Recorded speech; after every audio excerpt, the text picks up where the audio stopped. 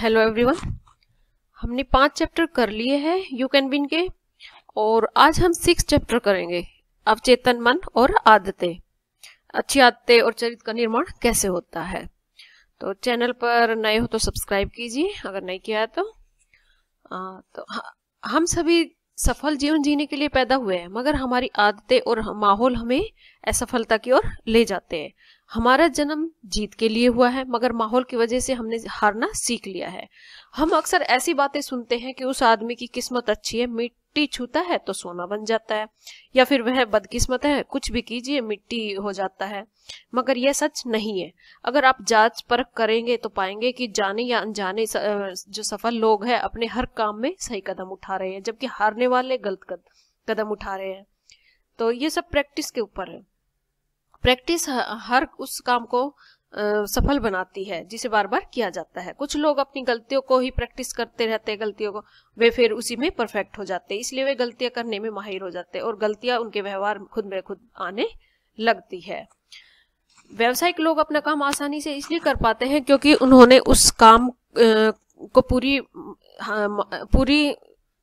उससे क्या हासिल कर ली है, पूरी मेहनत करते हैं। वे बहुत से लोग काम सिर्फ तरक्की को दिमाग में रखकर करते हैं, लेकिन वे जिनकी इच्छा काम करने की आदत बन जाती है वही तरक्की के असली हकदार है।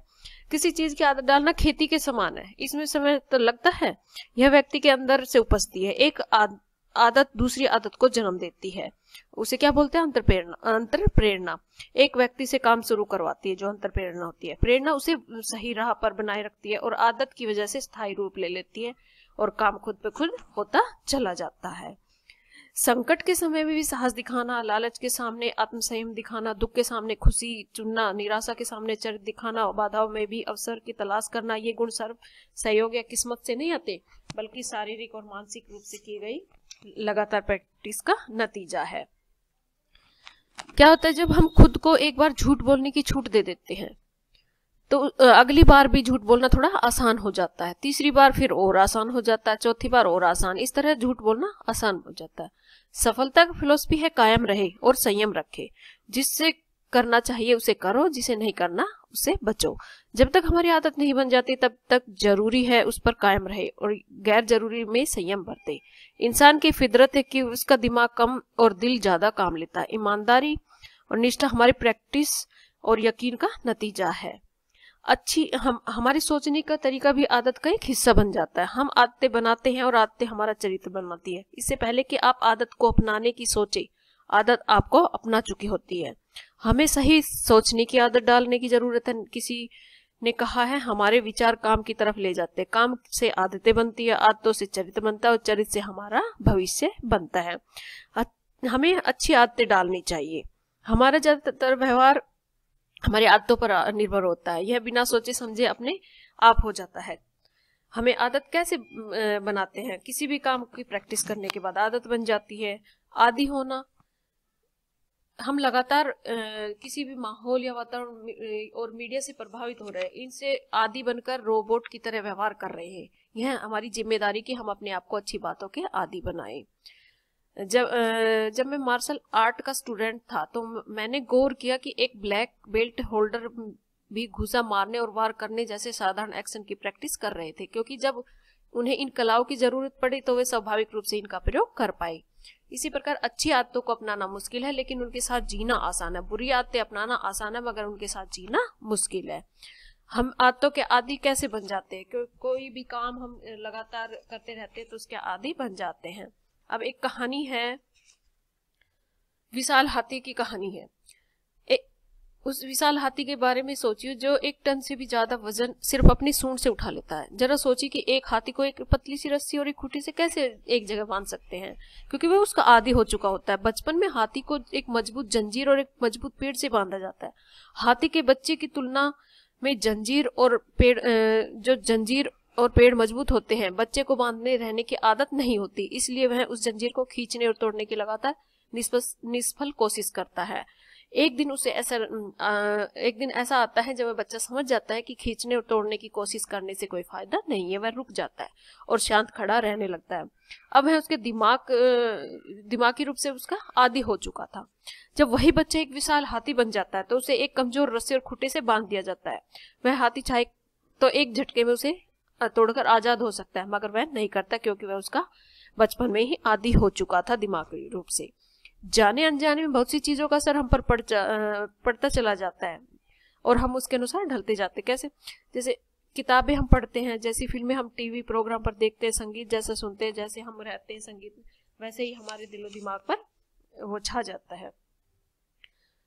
अब है हमारा चेतन मन और अवचेतन मन। चेतन मन क्या है? हमारे चेतन मन के पास सोचने की शक्ति है, यह स्वीकार कर सकता है और अस्वीकार भी, मगर अवचेतन मन सिर्फ स्वीकार करता है। अवचेतन मन हमारे फायदे या नुकसान के लिए काम कर सकता है, उसमें सोचने समझने की क्षमता नहीं है। जब हम सफल नहीं होते तो हमारे अवचेतन मन को दोबारा नए और सही तरीके से रिप्रोग्राम करना पड़ता है। अब अवचेतन मन एक बगीचे की तरह है, इसमें कोई परवाह नहीं कि आप कैसे पौधे लगाते हैं, यह निरपेक्ष है, इसकी अपनी कोई इच्छा नहीं। लेकिन अगर आप अच्छे बीज बोएंगे तो आपका बगीचा सुंदर होगा नहीं तो आपके बगीचे, अगर अच्छे बीज बोएंगे तो सुंदर होगा, और नहीं तो आपके बगीचे में जंगली पौधे उगाएंगे। लेकिन मैं तो एक कदम आगे बढ़कर कहूंगा, अगर आप अच्छे बीज बोएंगे तब भी जंगली पौधे उगाते हैं, उन्हें उखाड़ फेंकने का सिलसिला हमेशा जारी रहना चाहिए।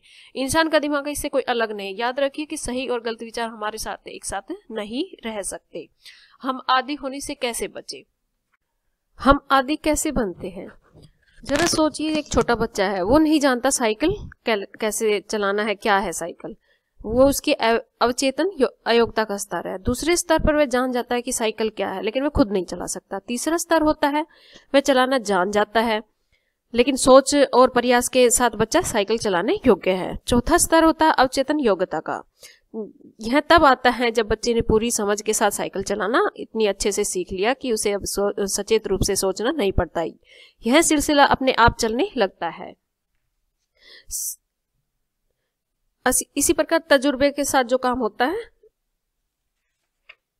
उसी से हम आदी बनते चले जाते हैं।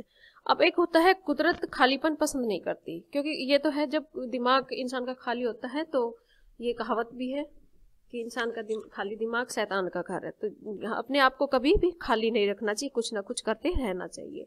एक बदलाव का विरोध, बदलाव की इच्छा की कमी हो वह आगे नहीं बढ़ सकता। बदलाव के लिए जरूरी अनुशासन की कमी हो, अपने आप को बदल पाने के विश्वास में कमी हो, बदलाव के लिए जरूरी जानकारी की कमी हो।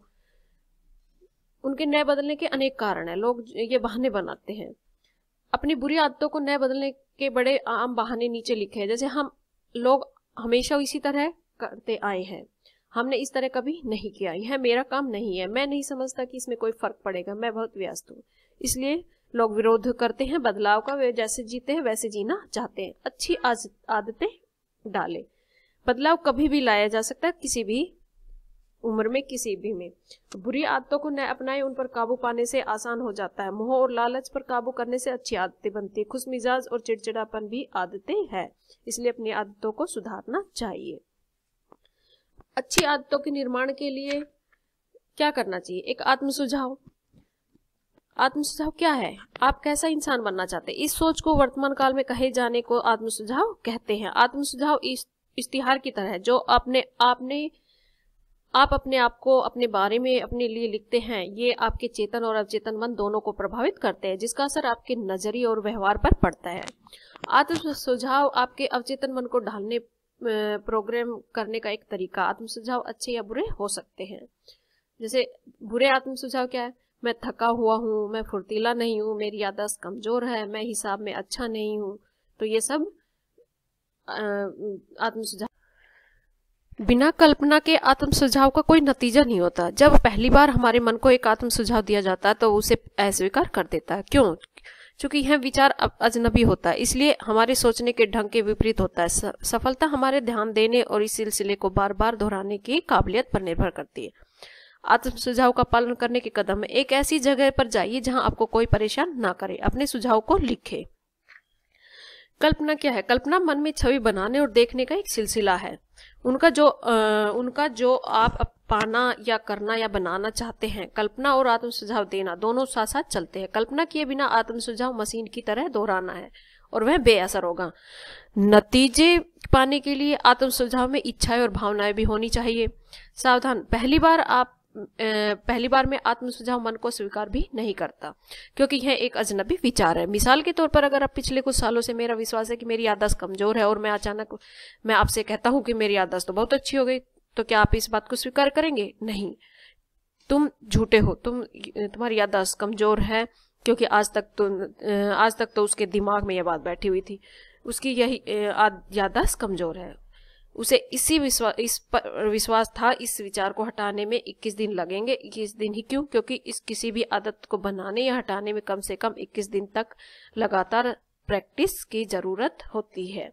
महत्वपूर्ण यह सवाल है कि क्या 21 दिनों में सचेत प्रैक्टिस जीवन को बेहतर बनाने की बहुत बड़ी कीमत है? यह लगता तो सरल है, मगर इसे करना आसान नहीं है। सवाल यह है कि सिर्फ गिनती भर लोग ही क्यों अपनी जिंदगी को बदलना चाहते हैं। तो हम अगली वीडियो में 7 चैप्टर करेंगे, गोल